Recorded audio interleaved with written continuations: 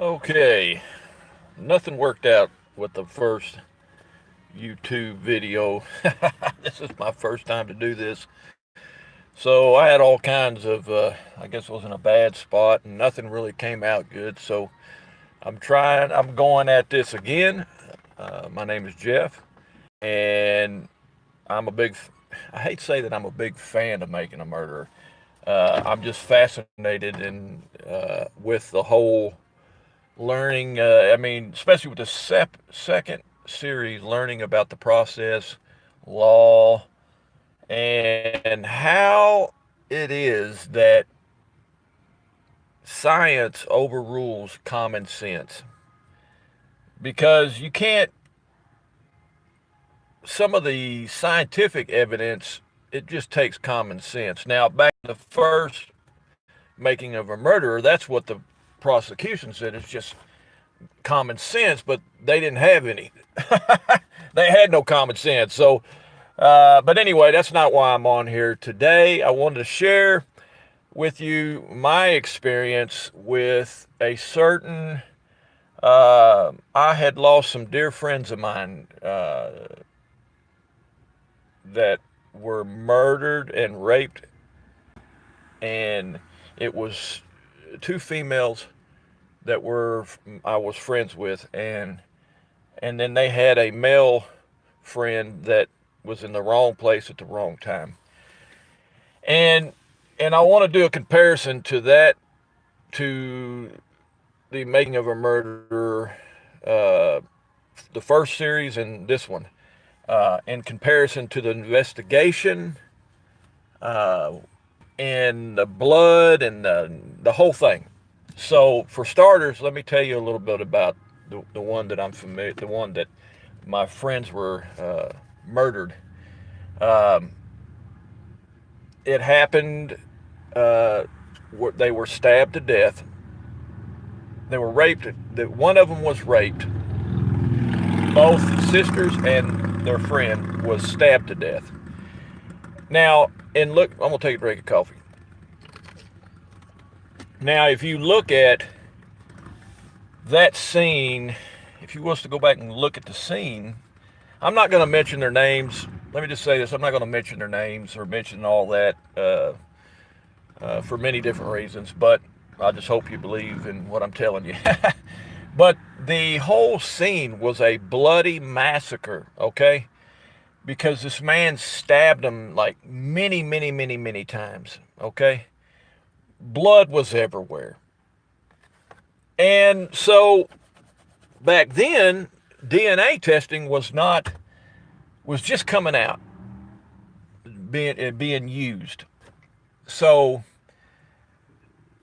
before I go, I'm gonna leave it right there, and I'm gonna go to the investigative part where the detectives did their job. They investigated everybody. They left no stone unturned. At least they thought. Uh, And go figure, they questioned those that were close, those that the girls had relationships with, family members. They went after everybody and ran into roadblocks every single time. Walls.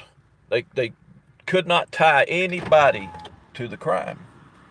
And they were actually looking for the killer, not looking just to find somebody. So then they decided they would contact the FBI and get some advice. And the FBI looked at their case, looked at their investigation, and told them, try this. Look for somebody who personally involves himself in the case. Look for somebody that's just so helpful and just wants to be involved all the time. Look for that person. Just so happens that the person that was doing all that was a neighbor. They started looking at the media, the recordings of the media, and looking at people around the area when the media was there. And there was one guy in particular that was always talking to a detective or a news media. I guess you could say some thought he was just, looking to be on TV, but this guy, and then they started looking at what he was saying and some of the information that he was given. And the more they proceeded to look at him, the more they started realizing that the killer was standing there the whole time during the investigation, right in their faces, right in front, talking to them on the news, not hiding in the background, right up in front stage center. So later on, they come across the girl that was raped, came across her diary, and they found a little uh, one page where she talked about how her neighbor scared her. Well, that's all they needed. And they went after him. They did they went in his background.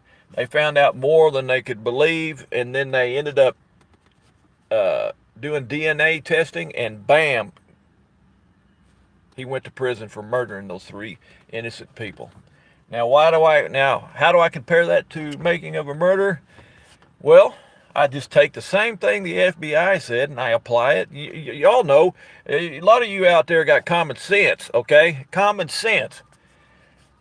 Who was the first person to, on the making of a murder that they were showing and doing the search? The ex-boyfriend. Who was the one that got into her phone records? The ex-boyfriend. Got her password? The ex-boyfriend.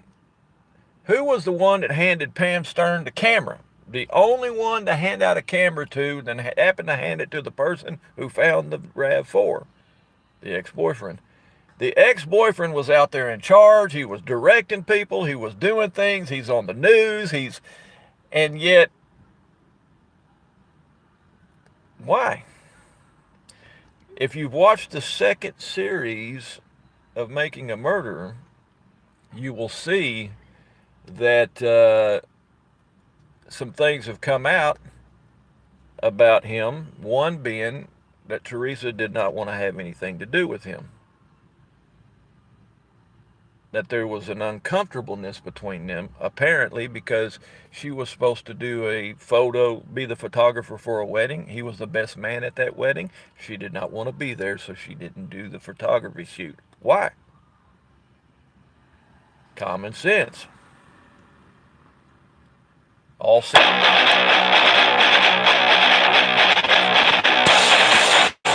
Not to mention the fact that on this second series, I believe this was on there, or that he who she didn't want to have nothing to do with him, had her day planner.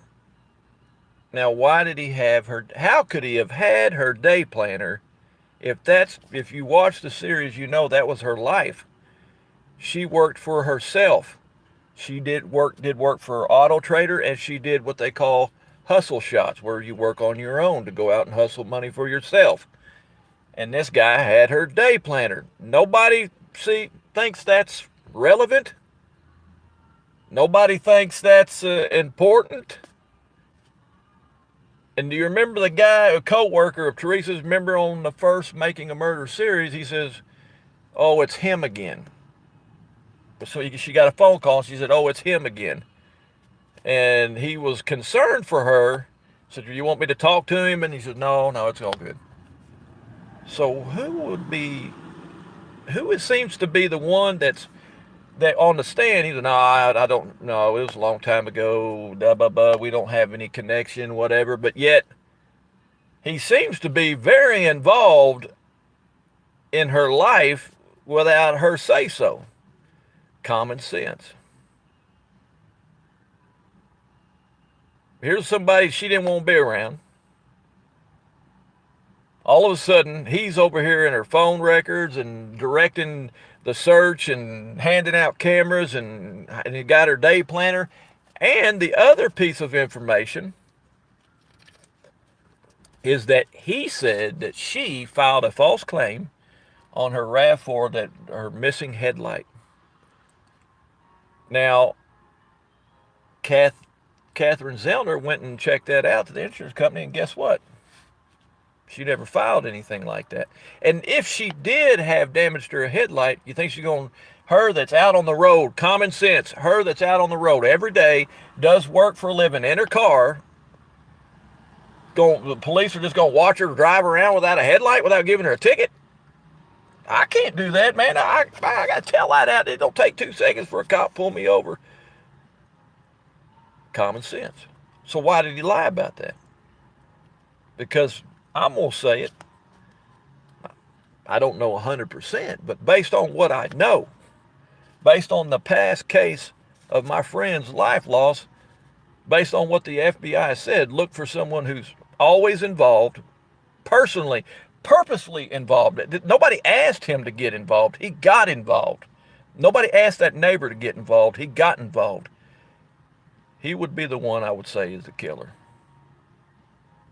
And if you go back and you just look at the first series, Making a Murder, and you look at him on the stand, that guy doesn't know nothing. And they question him. He don't remember. He don't know nothing. Yet this guy who doesn't know anything, remember anything, can pull out phone records and guess passwords, but he can't remember a day, an evening, or a morning. Common sense. So that's what I would pass on to you from what I get from Making of a Murderer and this whole thing. And there's much more. I'll probably get back on here again, and as I just watch the series and think, just like y'all, man, if I get something that comes to mind, I'm gonna share it. And I appreciate response on what do you think about this? What do you think about the ex-boyfriend? What do you think about the theory that the FBI's suggestion that the person involved would be someone like that would personally involve themselves without being asked, and so helpful, yet never had anything to do with the victim? The neighbor didn't have nothing to do with the victim other than the fact that he scared her. Now, just so you know, why did he scare her? He scared her because he stared at her.